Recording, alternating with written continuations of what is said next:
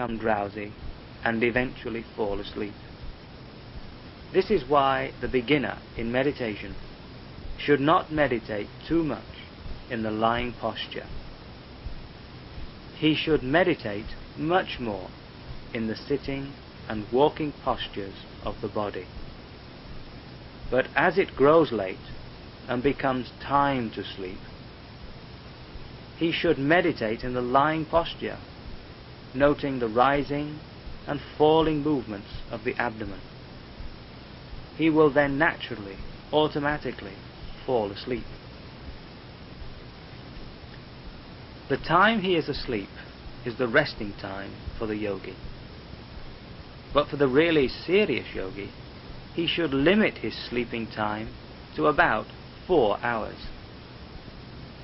This is the midnight time permitted by the Buddha.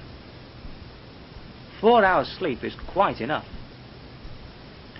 If the beginner in meditation thinks that 4 hours sleep is not enough for health, he may extend it to 5 or 6 hours. 6 hours sleep is clearly enough for health. When the yogi awakens, he should at once resume noting. The yogi who is really bent on attaining Magga and Phala Jnana should rest from meditational effort only when he is asleep. At other times, in his waking moments, he should be noting continually and without rest.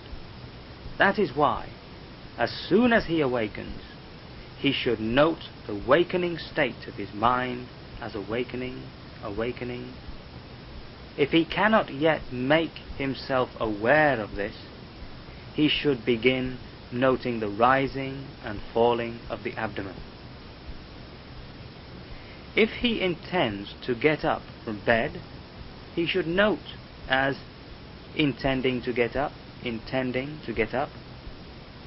He should then go on to note the changing movements he makes as he arranges his arms and legs. When he raises his head and rises, note as rising, rising. If he makes any changing movements as he arranges his arms and legs, all of these movements should also be noted. If there are no changes, but only a sitting quietly, he should revert to noting the rising and falling movements of the abdomen. One should also note when one washes one's face and when one takes a bath. As the movements involved in these acts are rather quick, as many of them should be noted as possible. There are then acts of dressing, of tidying up the bed, of opening and closing the door. All these should also be noted as closely as possible.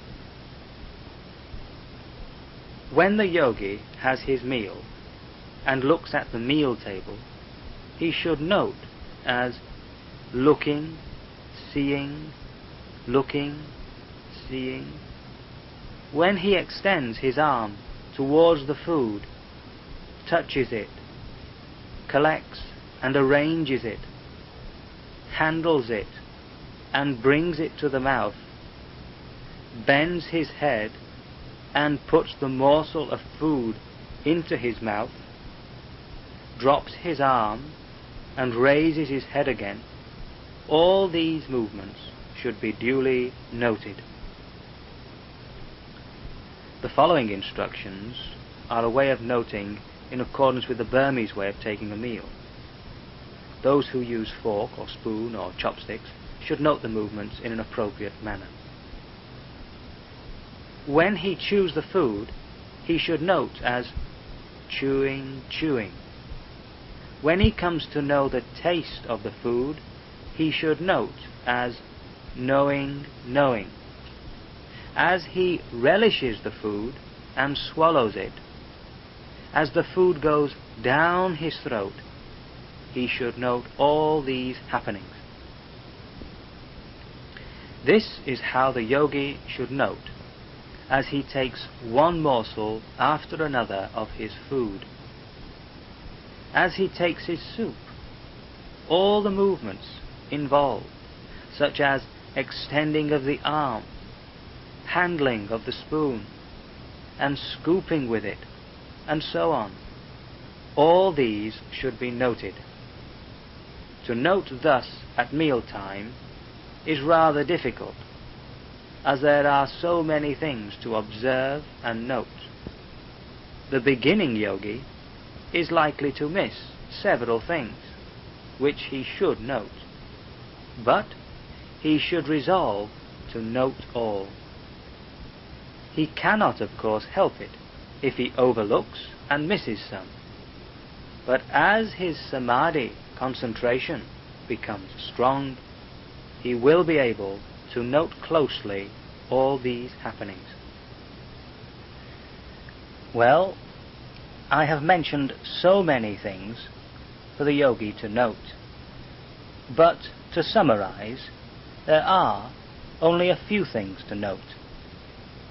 When walking fast, note as right step, left step, and as raising, dropping when walking slowly.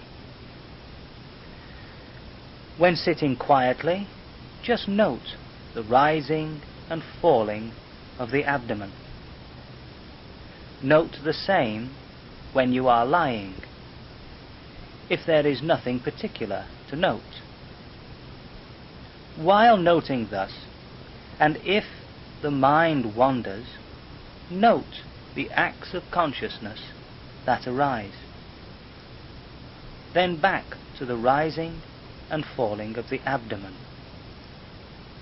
Note also the sensations of stiffness, pain, and ache, and itchiness as they arise. Then back to the rising and falling of the abdomen.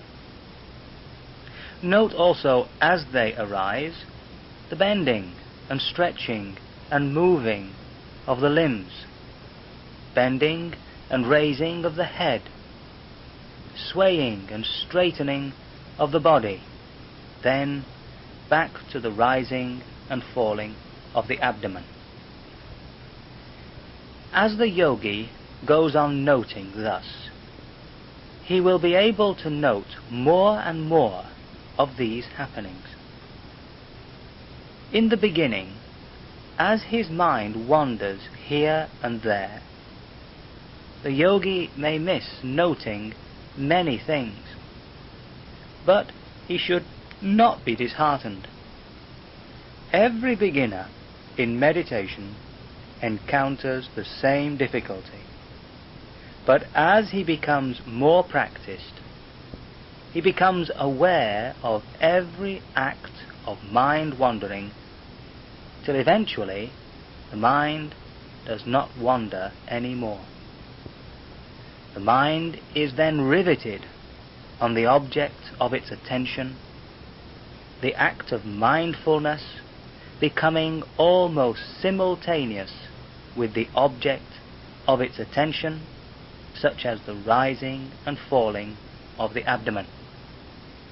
In other words, the rising of the abdomen becomes concurrent with the act of noting it, and similarly with the falling of the abdomen. The physical object of attention and the mental act of noting are occurring as a pair. There is in this occurrence no person or individual involved. Only this physical object of attention and the mental act of noting occurring as a pair. The yogi will, in time, actually and personally experience these occurrences. While noting the rising and falling of the abdomen, he will come to distinguish the rising of the abdomen as physical phenomenon, and the mental act of noting of it as psychical phenomenon. Similarly with the falling of the abdomen. Thus the yogi will distinctly come to realize the simultaneous occurrence in pair of these psychophysical phenomena. Thus, with every act of noting, the yogi will come to know for himself clearly that there are only this material quality, which is the object of awareness or attention, and the mental quality that makes a note of it. This discriminating knowledge is called Nama Rupa Paricheda Jnana, the beginning of the Vipassana Jnana. It is important to gain this knowledge correctly. This will be succeeded as the yogi goes on by the knowledge that distinguishes between the cause and its effect, which knowledge is called Pachaya Parigaha Jnana.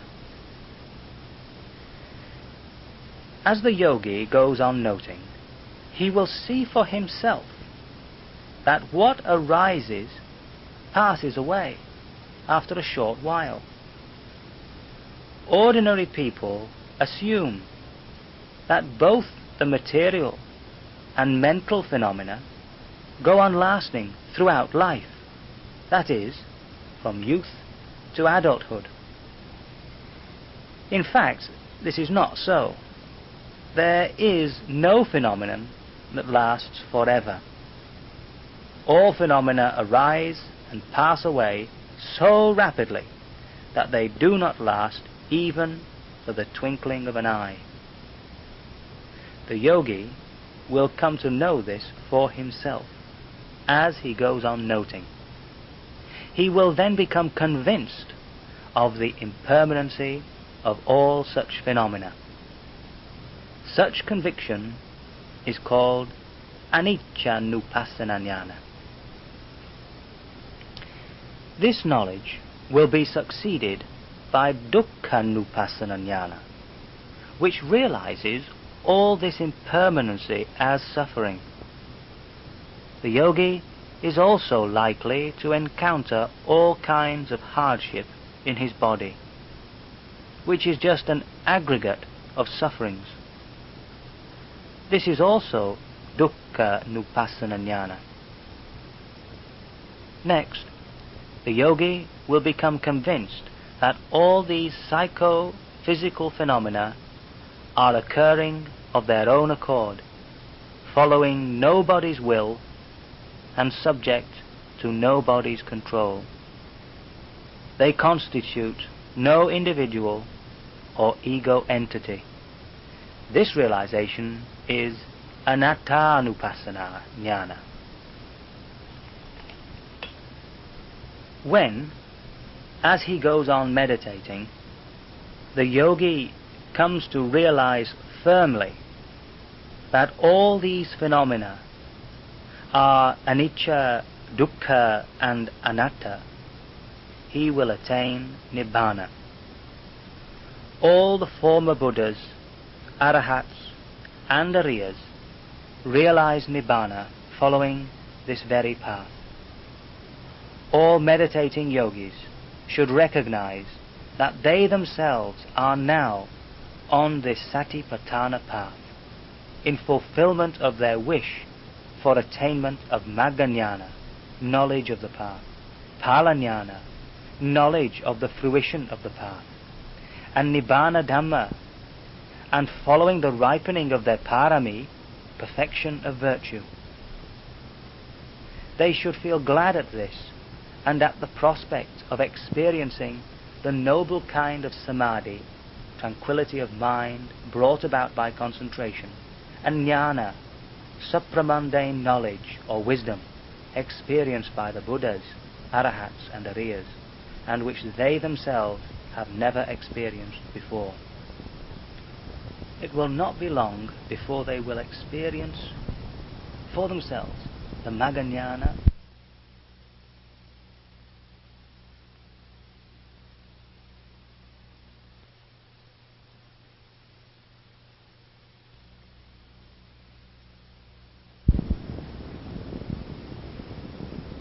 This is a Dharma talk given by the Venerable Sayadaw U Pandita Vivamsa at the Mahasi Sasanayetta in Rangoon, Burma. Its title is Guidance for Yogis at Interviews. Despite instructions given on how to meditate, there are yogis who are unable to practice properly and to report back on their experiences at interviews with the teacher. Some can practice well, but cannot describe properly how they have meditated and what they have experienced. This talk is intended to help such yogis report back properly on how they have meditated, on what they have observed and experienced in the course of their meditation practice. As to the mode of the meditation, the late Venerable Mahasi Sayadaw's recorded introduction talk for new yogis gives the essential instructions, beginning with noticing or observing the primary object of attention in mindfulness, Satipatthana meditation, namely the rising and falling of the abdomen as the yogi breathes. In terms of scriptural explanation, psychophysical phenomena are taking place all the time in the yogi's person at the sixth sense doors. When a sight is seen, the eye that sees and the sight that is seen are physical phenomena, while the resultant eye consciousness that makes one aware of the sight is a mental phenomenon. Similarly, with the experience of sound, smell, touch, and thought, and of movements of the body, such as bending and stretching of the arms, turning or inclining of the body, and the taking of steps in walking. Mahasi Sayadaw has instructed that all these happenings should be closely noticed as and when they take place, without missing even trifling incidents. Although Mahasi Sayadaw's instructions are given in very clear and simple language, yogis still encounter some difficulties when they come to follow them in actual practice. To help yogis overcome such difficulties, meditation teachers at this center have had to explain and demonstrate to beginners how to notice or observe the primary object of attention, the rise and fall of the abdomen. How to notice when other secondary objects of attention, like thoughts and reflections, appear, feelings or sensations arise, or when external stimuli, such as sights and sounds, impinge on the mind, or when other acts of behavior take place. These explanations have had to be made repeatedly and as simply as possible for these beginners. Even then, some beginners do not quite understand them, and cannot put them into practice properly. To obviate such difficulties, the meditation teachers have had to devise maxims or aphorisms which are easier to remember. The first of these aphorisms is, say in what way you notice the primary object of attention, the rising and falling of the abdomen, and what you have come to know, the result in your consciousness. Again, say in what way you notice the primary object of attention, the rising and falling of the abdomen, and what you have come to know, the result in your consciousness. The primary object of attention, to which the mind should be tethered, as it were, is this rising and falling of the abdomen as the yogi breathes. This is the primary object of meditative attention, in the sense that in the absence of any other marked or pronounced object of attention, the yogi should be watching or observing it. The mind should also revert to it when a secondary object of attention has been noticed and fallen away. The yogi should be able to tell what she observes or notices of the movement of the rising of the abdomen from the beginning to the end of it. As the yogi inhales, the abdomen begins to rise somewhat rapidly and goes on rising as she continues to inhale. When the yogi ceases to inhale, the rising movement comes to an end. When observing or noticing the rising movement of the abdomen, the entire movement should be experienced and known. The scriptural texts urge that this should be made a matter of practice. Sabbakaya Patisamvedi. What this exhortation means is that all the physical phenomena involved in the entire rising movement of the abdomen, its beginning, its middle, and its end, should be noticed as continuously as possible, that is, without a break. The observing mind should fall on and proceed at the same time as the physical movement of the rising abdomen through its three stages: the beginning, the middle, and the end.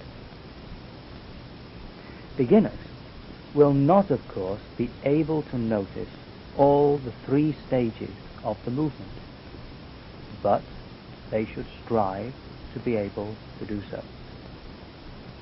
They are urged to strive so that they do not go about the meditation practice lightly and come to the end of a retreat without much benefit, and also to ensure serious and sufficient concentration of the mind on the object.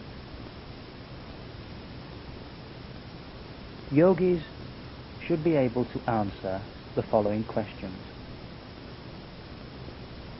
Do you notice the object with enough concentrated attention?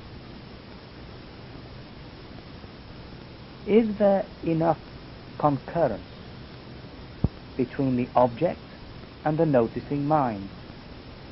That is the noticing mind with the abdomen as it rises and falls moment to moment? Are you able to notice the movement of the abdomen through its successive phases? Are you able to notice the object properly? What is seen? What is encountered or experienced if you are noticing the object properly?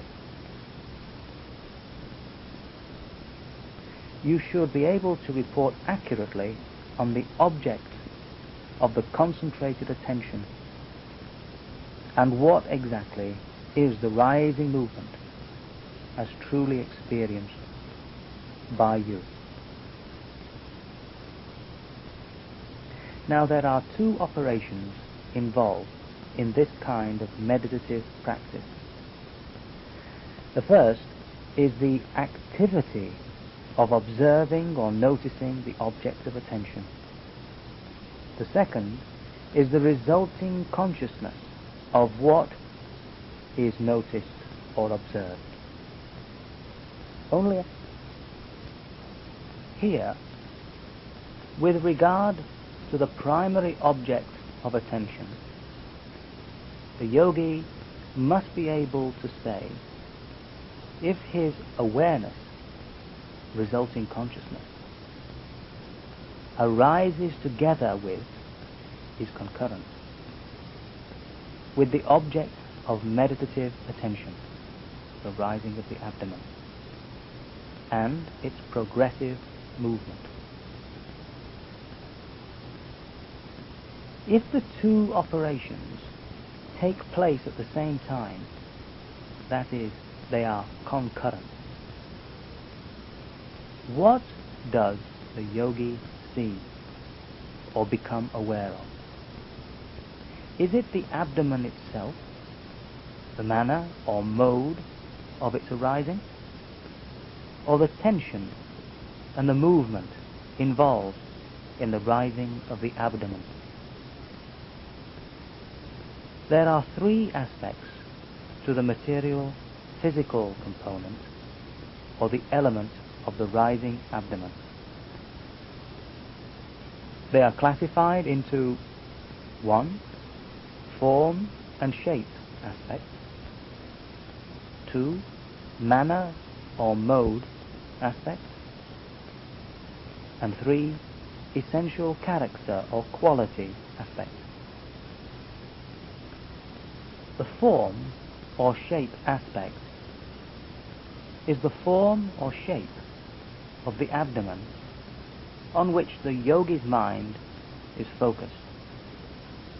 The whole body has form or shape, so also the abdomen, a part of the body. It also has the form and shape aspect of the physical element of the rising abdomen. The mind experiences this as an image. The manner or mode aspect. This is the condition or state of the abdomen at any particular moment. Thus, is the abdomen in a flat, inflated, or deflated state? In Pali scriptural terminology, this condition or state is called akara. Another example of akara is the palm closed into a fist, or is it just an open palm? Still another example is the body in a sitting, standing, walking, or lying posture. If yogis intently observe the abdomen in meditation, they will see, become aware of, either the form and the shape, or the mode and the manner aspect, before they see the essential character or quality aspect. But seeing the form and mode aspects is not Vipassana insight. The yogis must go beyond the form and mode aspects. That is, they must see, experience, the essential character or quality aspect, namely the tension and the motion or movement